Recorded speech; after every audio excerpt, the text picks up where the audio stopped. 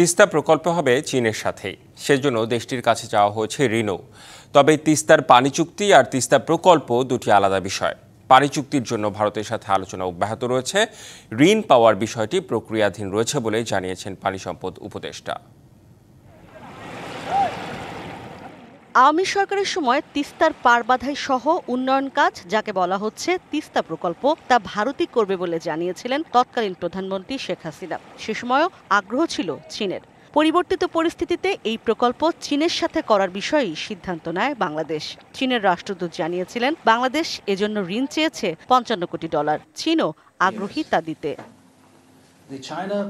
চীন এবং ভারত সম্পর্ক কিছুটা বদলে যাওয়ায় এই প্রকল্প এখন কেমন হবে তা নিয়ে আবার ভাবার কথা বলছেন আন্তর্জাতিক সম্পর্ক বিশ্লেষকরা। ভারতের সাথে চীনেরও কিন্তু সম্পর্কের অনেক পরিবর্তন হয়েছে, যেটা আগে ছিল না।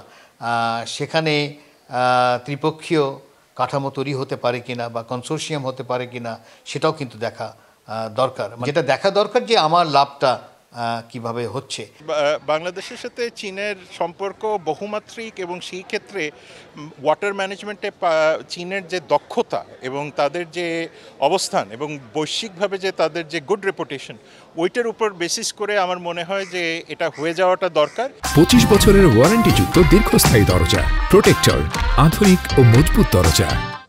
যৌথ নদী কমিশনের প্রধান আবুল হোসেন বলেন, অনেকে তিস্তা পানি চুক্তি ও তিস্তা প্রকল্পকে গুলিয়ে ফেলেন। তিস্তার হলো একটা তিস্তা পানি চুক্তি, যেটা ওদের গজলডোবা থেকে ওরা কত পানি দিবে, প্রধানমন্ত্রী রাজি হইলেই সাইন হয়ে যাবে। তাদের কাছে তো চাওয়া হয়েছে, লোন চাওয়া হয়েছে, তারা টাকা দিলে কাজ হবে, এরকমই।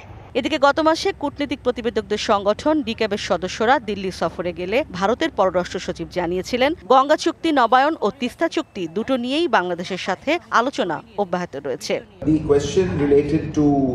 গঙ্গা চুক্তি এখনো বহাল আছে, আমরা সবাই এটা নিয়ে জানি। যৌথ নদী কমিশনের বৈঠকও হয়েছে এরই মধ্যে, আমরা আলোচনা অব্যাহত রেখেছি। একই কথা তিস্তার ক্ষেত্রেও আমরা আগের সরকারের সাথে এ বিষয়ে আলোচনা করেছি, প্রস্তাব দেয়া আছে। সামনে যে সরকার আসবে তাদের সাথেও আলোচনা হবে। পানি সম্পদ উপদেষ্টা রিজওয়ানা হাসান জানিয়েছেন ঋণ পাওয়ার বিষয়টি প্রক্রিয়াধীন রয়েছে। ইশরাত জাহান উর্মি, ডিবিসি নিউজ, ঢাকা।